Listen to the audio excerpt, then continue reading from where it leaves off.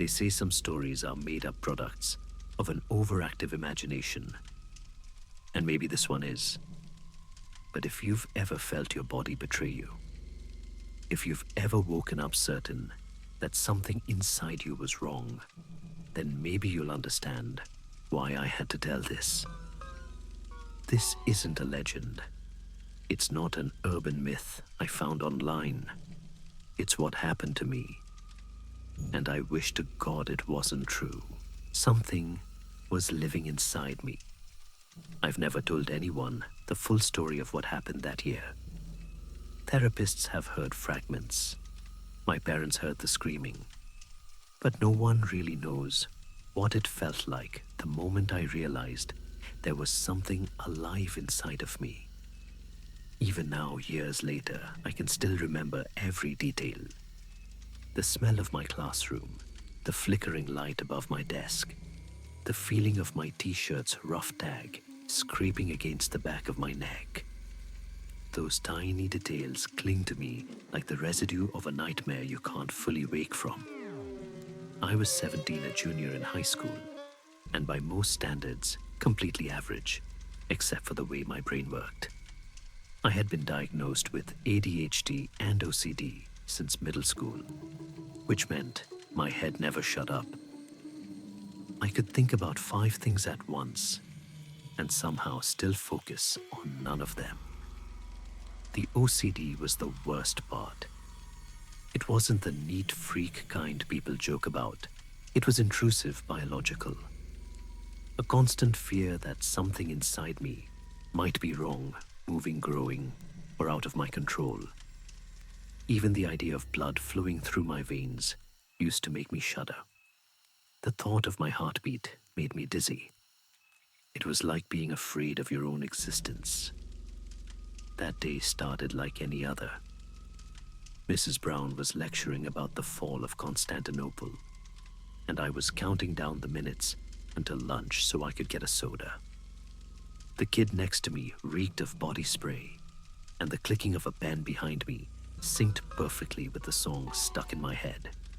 All those meaningless details formed the hum of my usual restless mind until everything stopped. It happened at exactly 11:23 a.m. A sensation deep in my stomach, not pain, not hunger, more like a hand pressing from the inside. I froze. My pencil clattered to the desk. It wasn't cramps. It wasn't gas. It felt deliberate. The pressure moved slow and searching like fingers sliding along the inner lining of my abdomen. At first, I told myself it was just my imagination, my OCD firing off again. But the longer it lasted, the harder it was to believe. A cold wave crawled up my spine. I made a sound, a low groan I didn't recognize as my own. Every head in class turned. Even Mrs. Brown stopped mid-sentence. "Sam, are you all right?" I wasn't. I bolted from my seat, clutching my stomach, and ran out of the classroom before anyone could stop me. I heard my teacher's voice behind me, faint and confused, but I didn't answer. I needed to get to the nurse. The hallways blurred as I sprinted.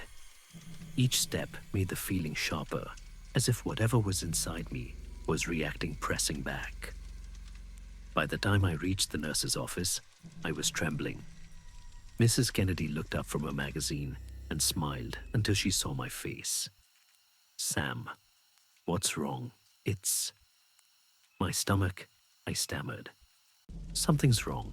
She guided me to a cot, her hands calm and warm against my back. The smell of disinfectant filled the room. She started asking the usual questions, cramps, nausea.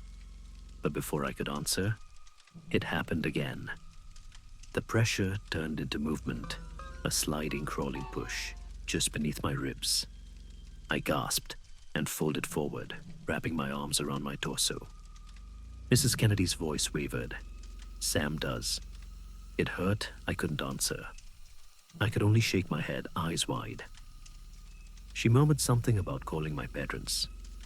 I remember her hand leaving my back, the sound of the phone dialing, the hum of the fluorescent light. and beneath all of it, a sound inside me. Not an audible noise, but a vibration, a shifting that didn't belong to me. Within 30 minutes, both my parents arrived. They knew how my mind worked, how easily fear spiraled into panic. They'd seen me cry over imagined illnesses, sit awake for hours, convinced my pulse was wrong. But this time, I didn't have to say anything. They saw the terror on my face. "What's happening?"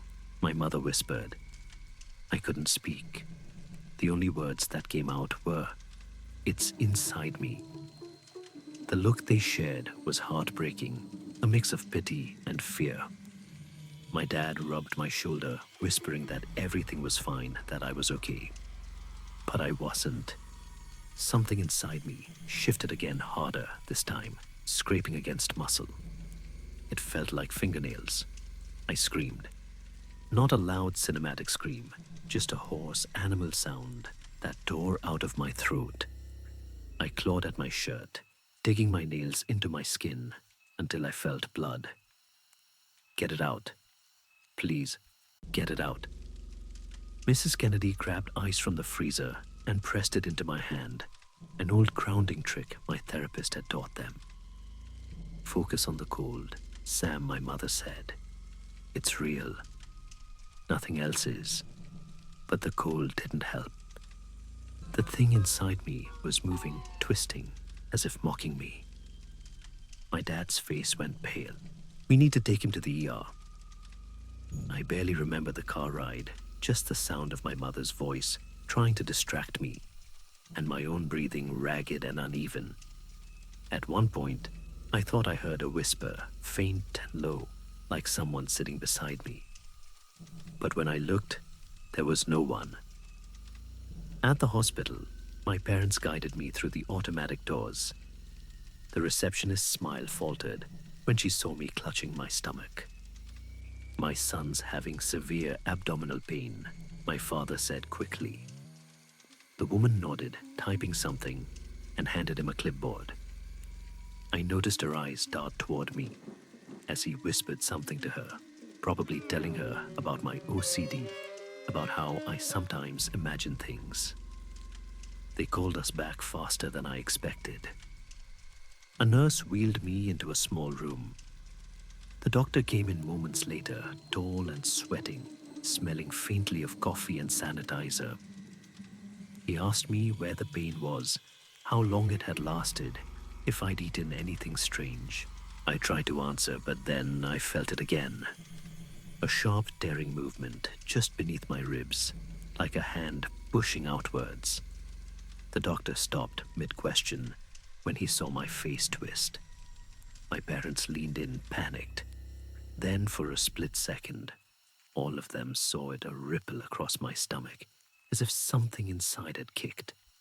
The doctor's jaw dropped. "Jesus Christ," he whispered. My mother screamed. My father grabbed her. I stared at the bulge beneath my skin, horrified and mesmerized. It wasn't my imagination. There really was something there. The doctor barked orders, and nurses rushed in, wheeling me down a long, sterile hallway. The lights overhead blurred into a white streak. I tried to ask what was happening, but my voice failed. All I could hear was that low vibration again, like a voice muffled through water. They put me in a small room with locked doors. I knew what that meant. Psych ward. They thought I was losing it, but when the doctor came back, his face said otherwise. He tried to act calm, but his hands were shaking. "Sam, we're going to give you something for the pain, all right?" I nodded, desperate for anything to make it stop. A nurse injected something into my IV, and the edges of the world began to soften. That's when I heard it clearly for the first time. A voice inside me. Not a thought, not my inner monologue. A man's voice, calm but urgent. "Get me out." I froze. The doctor was speaking, but his words faded into static. The voice inside me grew louder. Get me out, please." It wasn't evil, it wasn't angry. It sounded desperate. But then it changed the tone, hardening faster, sharper. Cut me out. I gasped. My body trembled as the words echoed through me. The movement inside grew violent, pounding against my insides. The machines beeped faster. My parents rushed in as I screamed again. The doctor tried to hold me down, shouting something about sedatives. I could hear them, all the chaos around me, but the voice inside drowned them out. This is taking too long. Do it yourself. My eyes darted around the room, searching for something, anything sharp. It felt like I wasn't controlling my body anymore. I saw my dad's pocket knife on the counter, the one he always carried. He realized it too late. I lunged. He caught my wrists, struggling to hold me down. I could feel the strength in him, but I wasn't myself anymore. Something else was moving me, twisting my muscles, pulling my arms towards the knife. My mother screamed my name. I don't remember the sound of it. I only remember the pressure, the unbearable pushing from inside, and then steel slicing flesh.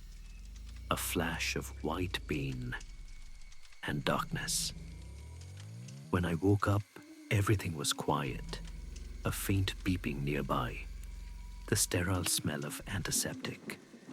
I was alive. For a moment, I thought maybe I'd imagined it all. Then I looked down. A thick, stitched scar stretched across my stomach, swollen and bruised. The edges were bandaged, but I could still see the dried blood. My breath caught in my throat. Whatever had been inside me, they'd taken it out. I didn't feel the movement anymore. I didn't hear the voice. For the first time in years, my mind was quiet. A nurse entered, checking my vitals. Her face was pale. When I asked her what they found, she hesitated. "The doctor will explain," she said softly, and left. Hours passed. My parents came in next. They looked worse than I'd ever seen them, exhausted, pale eyes, red from crying. I asked what had happened, but they wouldn't answer. My mother just held my hand and whispered that she loved me. My father stared at the floor. Eventually the doctor came. He pulled up a chair beside my bed and sat down heavily. His hands were trembling again. "Sam," he said, "I need you to listen carefully. What I'm about to tell you is very unusual." He paused, searching for words. "When we operated, we found something. A mass, but it wasn't a tumor." He swallowed hard. It was human tissue, fully formed, with limbs, organs, even a heartbeat. I couldn't breathe. He continued, his voice, mechanical, rehearsed. "It appears to be a parasitic twin, a rare condition called fetus in fetu. We believe you absorbed your twin brother in the womb. Somehow he continued to survive inside your body all these years." The room spun. My mother sobbed quietly. My father looked like he wanted to leave. The doctor kept talking, words spilling out like he wanted to get them over with. "He's stable now. We have him in a containment unit. He's alive. Alive." The word didn't make sense. I demanded to see it. The doctor refused at first, but my parents insisted. They wheeled me down a long corridor to a room I hadn't seen before. Through a glass window, I saw it. A body, small, twisted, half-formed, floating in a medical chamber. Tubes and wires connected it to machines that hummed softly. Its skin was pale and translucent, stretched over bones too thin. One arm twitched occasionally, and though its face was mostly undeveloped, I could see a mouth slightly open, as if trying to speak. I wanted to vomit. It looked like a malformed adult, shrunk to the size of a child, its proportions wrong, its presence unnatural. But what froze me was the faint rise and fall of its chest. It was breathing. This is your twin, the doctor said quietly. We believe he's been living inside you, sustained by your body. Somehow he adapted. My parents stood beside me, motionless. They called it him. They gave it a name. They said it was my brother. But I knew it wasn't. I could feel it in my gut, the same gut it had once shared. That thing wasn't human. Over the next few days, the hospital kept me for observation. Reporters weren't allowed near the building. My parents signed confidentiality papers. The doctors called it a medical miracle. But at night, when the ward was silent, I would lie awake, staring at the ceiling and feel something. A phantom pressure under my scar, faint but familiar. And sometimes, in the silence, I could almost hear it again. A voice, not in my head, but deeper. Thank you. It wasn't loud, it wasn't angry, just there. The doctors told me it was phantom pain, psychological residue. They said my OCD made me hyper-aware of body sensations. But I knew what I felt. They kept him alive, of course. They said it was ethical, that he had functioning organs and brain activity. My parents visited him every day. I refused. I overheard them once talking to the doctor in the hallway outside my room. He was saying something about growth, how the mass had developed new veins, new muscle tissue, that it was adapting. He sounded excited, like it was some kind of miracle. But I knew better. It wasn't adapting. It was waiting. I left the hospital weeks later. The scar healed, but not cleanly. Sometimes it burns. Sometimes it twitches. My therapist says it's trauma. My parents say I need to move on. But I can't. Because last night, when I turned off the lights and lifted my shirt, I saw it. Just for a second, a tiny ripple beneath the skin, moving from left to right. Then it was gone. I pressed my hand to my stomach and whispered, "Are you still there?" For a long time, there was nothing. Then faintly from deep inside me, I felt it. A pulse. And a voice, soft as breath. "Miss me, I've tried to move on. I've tried to forget. The doctors say I survived a medical miracle, but I don't feel lucky. Every time I feel that faint twitch under my skin, I remember that he's still out there, growing, changing, waiting. And sometimes, when the world goes quiet enough, I can still hear him, whispering, asking me if I still miss him.